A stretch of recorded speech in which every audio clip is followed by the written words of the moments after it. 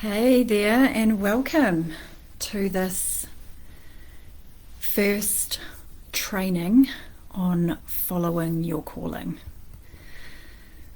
So welcome to you if you're joining me live, and welcome to you if you're watching this later. Either way is perfect. Following your calling is something that I'm super passionate about. You know, it's what I do. It's what I've been doing for the past, many years, is stepping out into what I really want to do, what I really love to do, what I really feel called to do. And I haven't had a job to support me. I haven't had any other income, from any other employment. I've just been focusing on this. So I've been working through all of the stuff that's been coming up and the challenges and the roller coaster ride of living in this way. And I've learned a lot. And I'm so passionate about helping people, light workers, who want to live in a new way, a way that is not bound by the rules of you've got to make this amount of money and you've got to do this job to get money, and this very limiting, constraining kind of existence that a lot of us are living in, where we feel like we're kind of selling our souls because we need the money. I think we came here for more than that. I think we came here to actually let down a lot of that fear and step into what we really love to do, what we really feel called to do. And we will be provided for as we do that.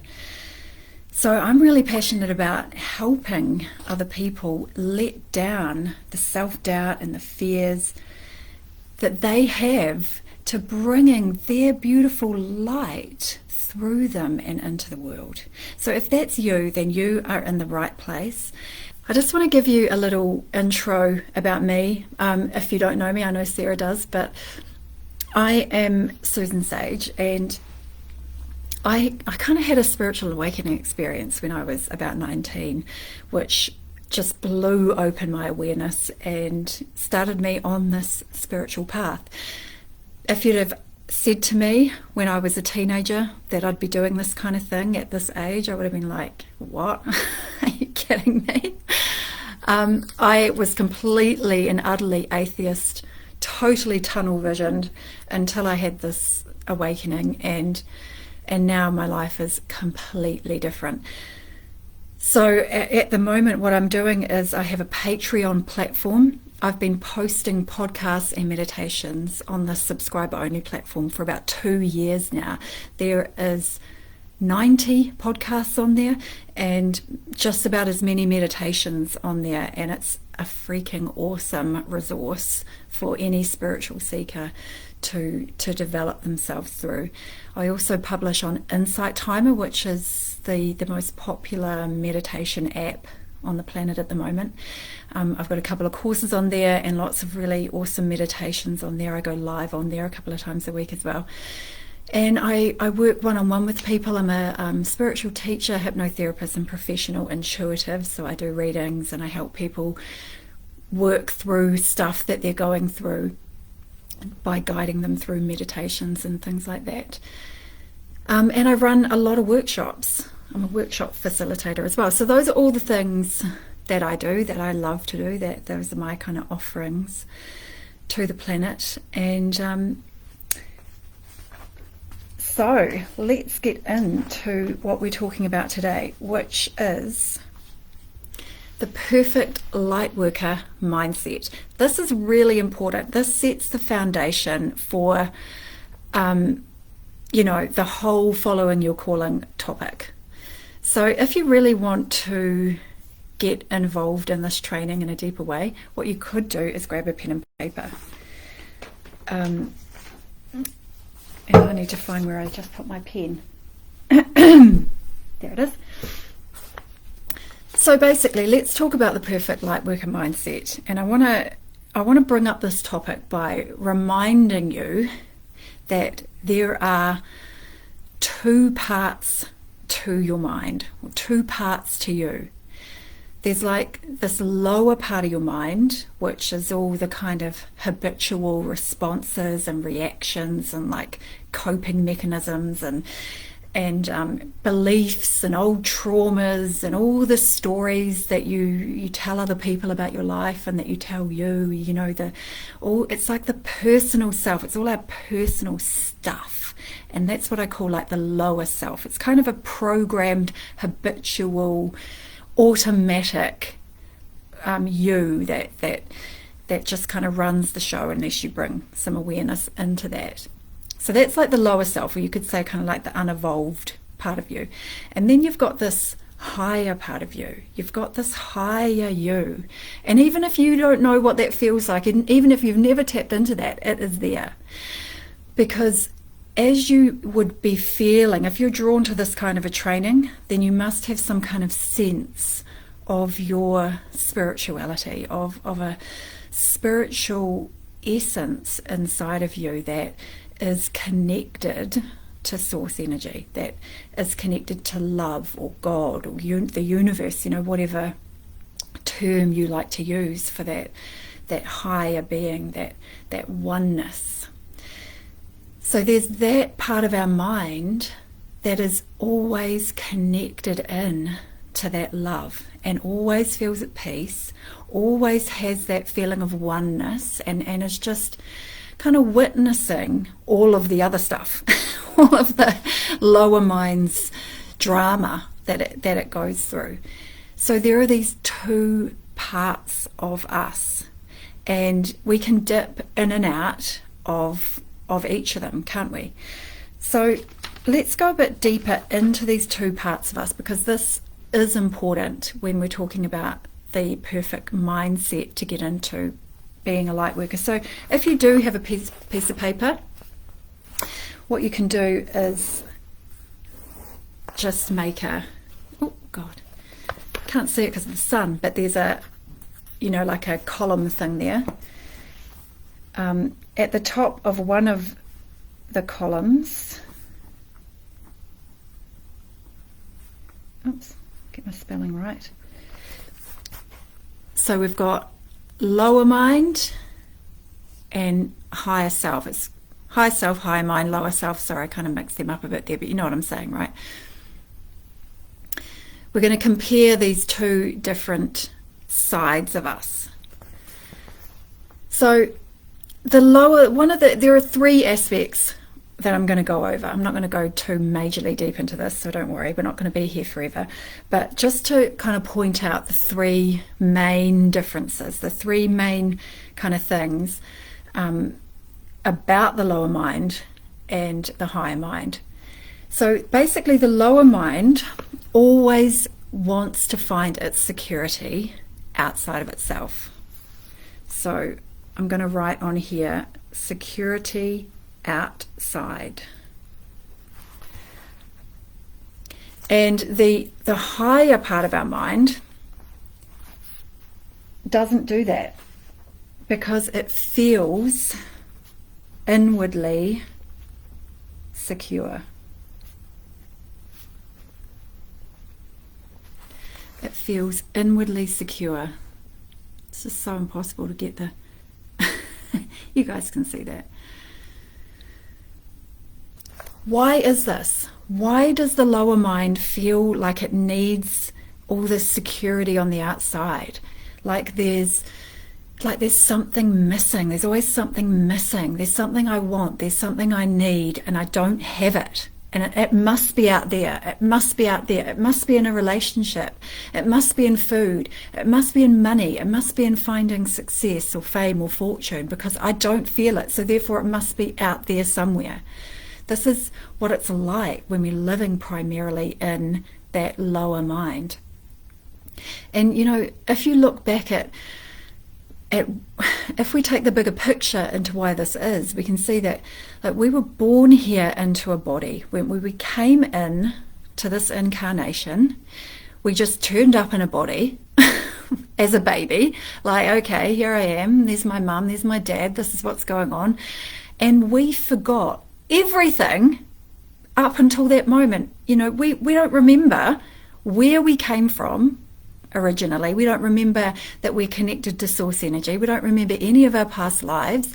We just basically came in forgetting everything, forgetting what we are, the whole lot, and just woke up in a body and started to get programmed by the outside world, by what our parents were telling us was real, by what society's main beliefs are, all that. We just started sponging in what we're being told is reality, and what we saw of ourselves is that we have a body and we seem to be separate from everyone and everything and each other. And so therefore we must be, we kind of concluded, I must be separate, I must be perishable. It seems like people's bodies die, therefore I'm going to die, therefore I'm vulnerable, therefore I need something to make me feel better.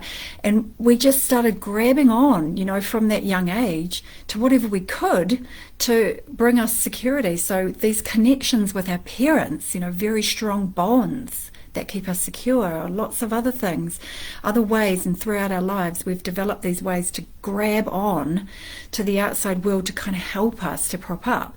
And there's no judgment about that. There's nothing wrong about that. That's just what is on this planet at the moment, because there was no one there to teach us as a baby, was there? There was no one there to say or guide us in any other way. So this is kind of where we're at. We've come to this place where we're starting to awaken and realize that actually I'm not just a body, because I can feel that there's more. And the idea that when this body dies, that I'm not going to be here anymore, that I'm going to totally cease to exist, that just doesn't feel right.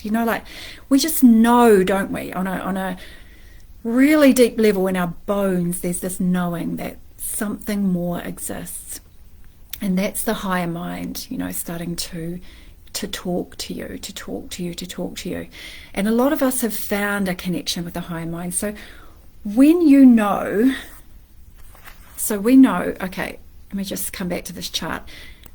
So the lower mind is all of that old programming, all from our childhood and all that stuff. And it's everything we've been through. It's all of our experiences, and it's all just this programmed stuff. Higher self is when we're starting to awaken and realize that there's more. If we were fully in our higher self and we totally knew that what we are is connected to source energy, absolutely 100%, is an extension of source energy. Even it's part of it. We couldn't be separated even if we wanted to be. If we really knew how safe, how eternal, how undamageable we really are, we would not feel so insecure. In fact, we would be able to just feel within ourselves the love that we are, and feel that connection to source energy, and know that everything is okay no matter what happens here in this earth realm, that everything is actually totally and utterly fine. And that's that inward security. So that's the difference between the lower mind and the higher mind, is that sense of security is the first thing. Then the second thing is that in the lower mind, one of the main things that we think when we're in there is that I need to get somewhere. I need to get somewhere. Whereas in the higher mind, we don't think that way. We think what I need is right here and right now. And this is the way, so this is the tricky thing that we start to learn when we become light workers, when we want to share our love and our dharma and bring this beautiful energy through us for the world. This lower mind is going to start to say, you don't have it, you're not enough, it's somewhere else, I've got to get somewhere first. Yet there really isn't anywhere to go. what we need to do, the shift that needs to happen, and the place we need to get, if there is a place to get to, it is a shift in consciousness back to the feeling of inner security. That's the place to get to. And it's not a movement of the body to any other area of this planet. It's a shifting in your consciousness to the inner safety and security of knowing what you are, light worker. Absolutely freaking connected. That's what you are. And totally eternal. Amazingly undamageable. Absolutely loved. You've won the jackpot. Everybody's won the jackpot, right? Because we are that amazing source of love and abundance. We are that. We don't have to go looking for it. You know, the whole idea of going looking for it means we're lacking it, means we've lost that connection.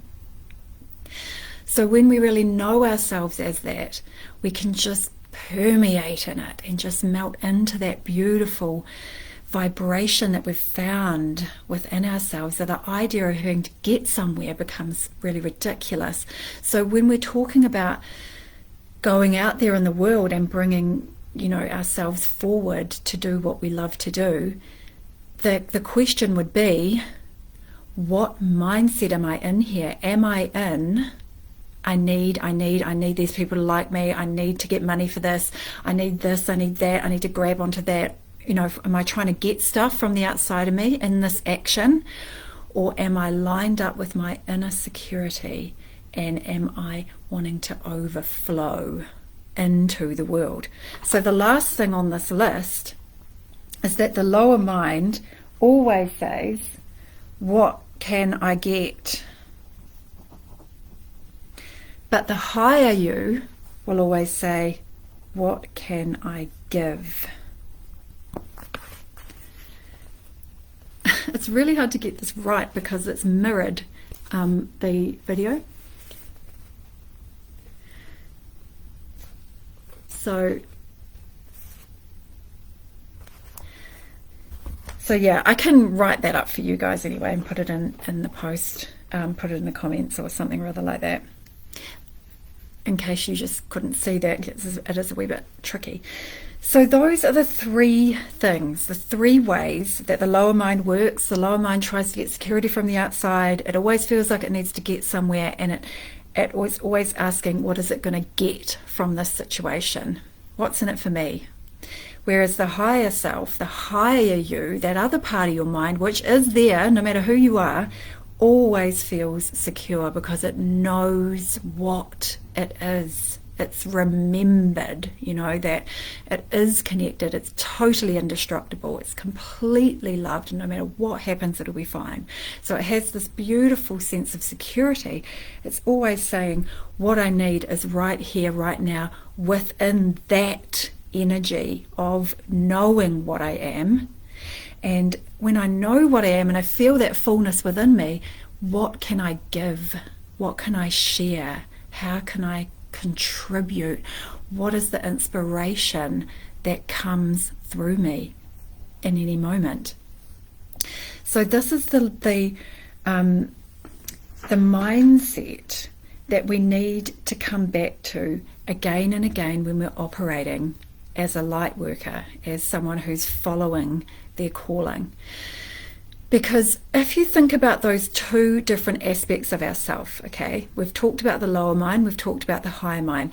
Now your calling, that seems to call you from where? Where's it coming from? Is it coming from the lower mind and all of the habitual responses to everything and all of your past traumas and all your upbringing and all your beliefs and all that stuff? Is your calling coming from there? Or is it coming from your connection with your higher mind, your source energy, your that loving side of you? I think that's obvious, isn't it? You know, it's coming from your higher mind. Our calling obviously comes from the higher mind, doesn't it? It comes from the higher mind and in our connection with source energy. And it's calling, it's coming into, it's radiating into our life. And then what happens? The ego. The ego comes up and boom, that calling comes in. The lower self then comes up and says, yeah, but what am I going to get? Yeah, but are they going to like me? Yeah, but will I have enough? Yeah, but I don't know how. you know so this calling is coming in and it's inspiring you, and then the ego just puts up its wall. So what I want you to really take from this training is that your calling is coming from your higher you, and the ego, the lower you, actually acts as a shield, okay, to block that beautiful ray of inspiration from being born into your life and onto the planet. So when you choose to hang out in that lower mind, and you're going around and around in that, what you're actually doing there is you're putting up your shield and you're blocking that light from coming in. So the answer is to hang out more often in the higher energy, where you can allow, where you're more and more in that energy of allowing, of being connected, of being open to your guidance, of feeling your inspiration, of allowing it to show you the direction that you need to go in.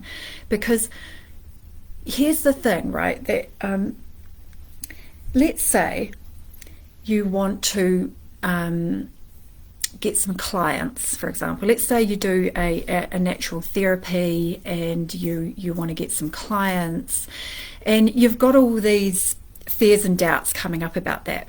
Well, what if they don't like me? Well, what if nobody books? Well, what if I stuff it up? Well, what if this, what if that? Doubt, fear.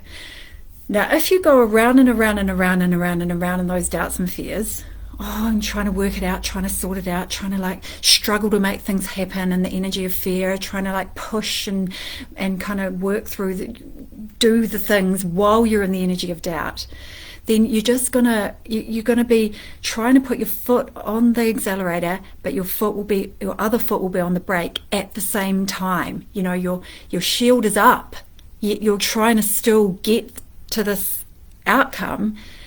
The best thing to do is put the freaking shield down, get connected. That's why, I was saying before, the whole idea of needing to get somewhere, the only place we need to get to is to shift our consciousness into that feeling of connection.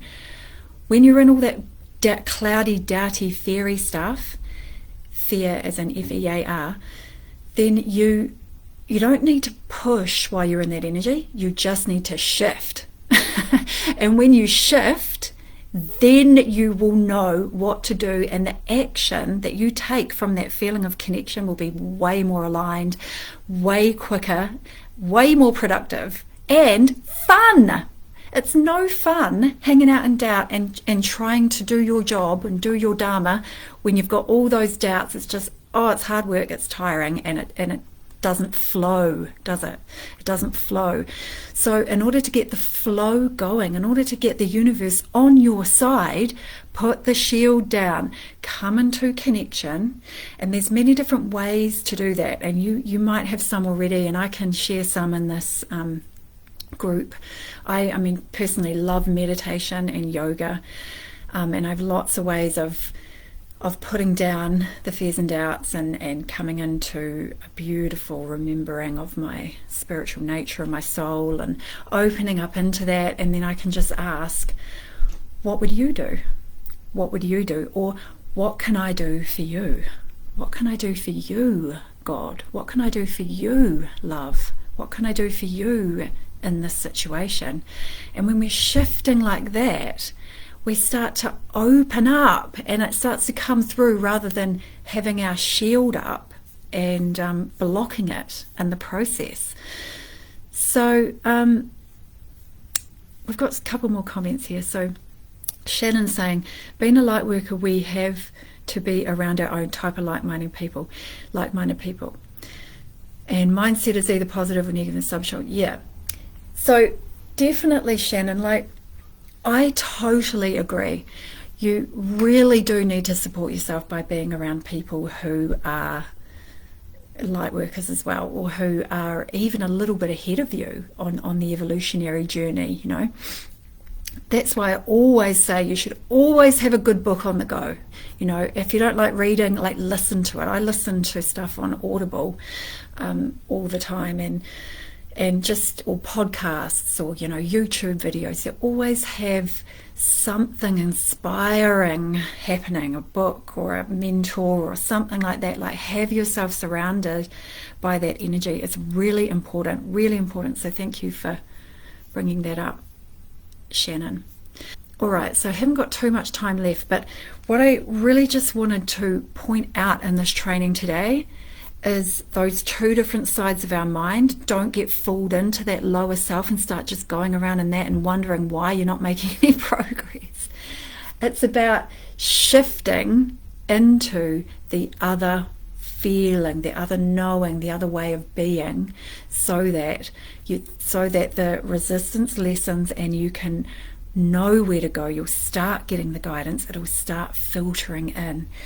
So I would suggest, make space for that higher you to come in to your life. Do that by, I don't know, whatever gets you into that beautiful connected energy. Meditation, yoga, dancing, singing, whatever it is for you, right? Value that energy over what the lower self is blabbing to you. Value it more, so that you're giving it this quality, this treasure. You're making it the treasure. Then you're going to listen to what it has to say over top of the ego, and ask your higher self more and more to come in and help you. You've made the room for it to come in. Now ask it to come in and show you the way to go, the steps to take. Sit in it often, every single day. Sit in that higher energy, and always make your decisions from that place. Those are my 5 recommendations.